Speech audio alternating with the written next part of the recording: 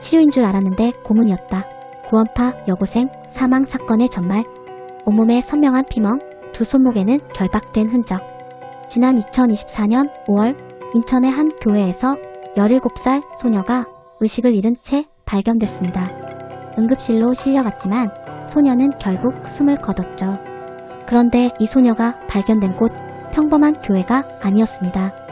세계적인 수준이라 자랑하던 그라시아스 합창단의 숙소였습니다. 치료를 위해 맡겨졌던 딸이 왜 시신이 되어 돌아온 걸까요? 오늘 구원파로 불리는 기쁜 소식선 교회 안에서 벌어진 잔혹한 3개월의 기록을 파헤칩니다. 사건의 배경, 치료라는 이름의 감금. 피해자 어양은 평소 조울증을 앓고 있었습니다. 병원 치료가 시급했지만 어머니의 선택은 병원이 아닌 교회였습니다. 기쁜 소식선 교회 산하 합창단장 박 씨의 권유 때문이었죠. 박 씨는 교주 박옥수의 딸이자 단체 내에서 막강한 권력을 가진 인물이었습니다. 그들은 말했습니다. 성령으로 고칠 수 있다. 하지만 숙소에 들어간 어양에게 기다리고 있던 건 기도가 아니라 고문이었습니다. 5일 동안 잠을 재우지 않고 성경 필사를 강요했고 도망가지 못하도록 치매 환자용 억제 밴드로 온몸을 묶었습니다. 재판 과정에서 드러난 증거들은 더욱 충격적입니다. 가해자들은 어양이 발작을 일으키자 입에 수건을 물리고 결박을 더 단단히 했습니다. 심지어 이들의 휴대폰 검색 기록에는 급소, 정신병원 매질 같은 단어들이 가득했죠. 학대는 죽기 직전까지 계속됐습니다.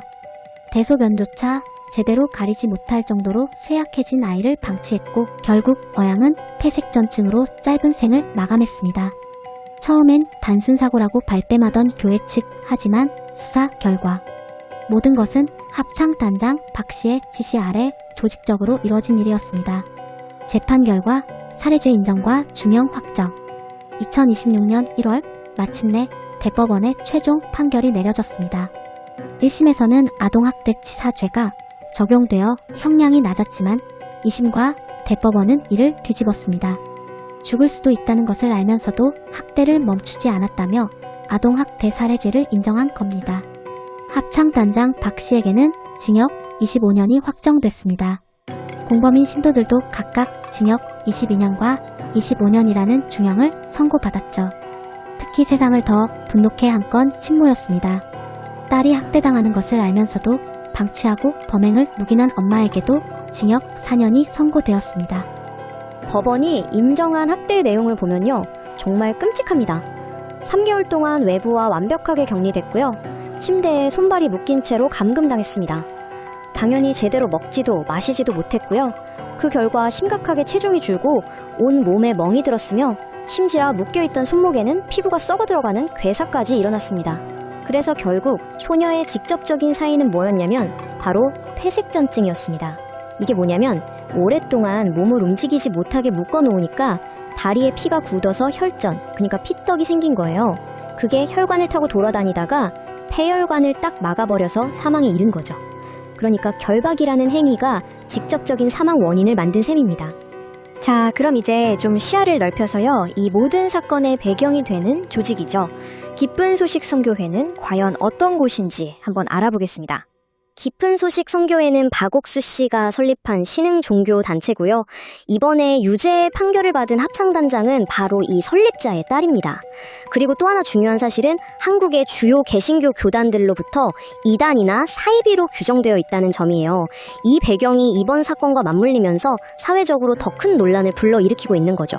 그런데요, 이 끔찍한 살인 재판이 한창 진행되던 바로 그 시점에 기쁜 소식 선교회와 관련된 또 다른 이야기가 언론의 헤드라인을 장식하고 있었습니다. 이번엔 무대가 교육계, 바로 대학교였습니다. 기독교 정신을 바탕으로 세워진 김천대학교라는 곳이 있었는데요. 여기가 아주 심각한 재정난을 겪고 있었어요. 바로 그때 기쁜 소식 선교회가 우리가 도와주겠다면서 구제금융을 제안하고 나선 겁니다. 학교로서는 생존이냐 아니면 설립 이념을 지키느냐의 기로에 서게 된 거죠. 금액이 얼마였냐면요, 무려 200억 원입니다. 재정난에 허덕이던 김천대학교에 기쁜 소식 선교회가 우리가 200억 원을 투자하겠다 이렇게 나선 거죠. 거의 뭐 구원투수처럼요. 그런데 세상에 공짜는 없잖아요. 이 막대한 지원에는 아주 결정적인 조건이 하나 붙어 있었습니다. 바로 학교 운영의 핵심, 그러니까 이사회를 자기들한테 넘기라는 거였어요. 차라리 학교가 폐교되는 게 낫겠다.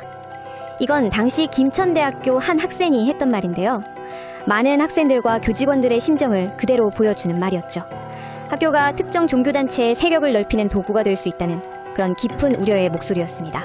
당연히 이 인수 시도는 엄청난 반발을 불러왔습니다. 학교 내부뿐만 아니라 지역의 교회 연합, 그리고 시민사회까지 나서서 거세게 반대 시위를 벌였어요. 지역사회 전체의 중요한 문제로 번졌던 겁니다. 사건을 나란히 놓고 보면 이 단체의 운영 방식이나 사회적 영향력에 대해 우리가 뭘 알 수 있을까요? 과연 이 사건들이 우리에게 말해주고 있는 건 뭘까요? 한번 종합해보면 이렇습니다. 살인사건을 통해서는 이 조직의 아주 극단적인 내부 통제 방식과 폐쇄적인 모습을 엿볼 수 있고요. 반면에 대학 인수 시도를 통해서는 막대한 재정적 힘을 바탕으로 외부로 영향력을 확대하려는 전략을 볼 수 있습니다.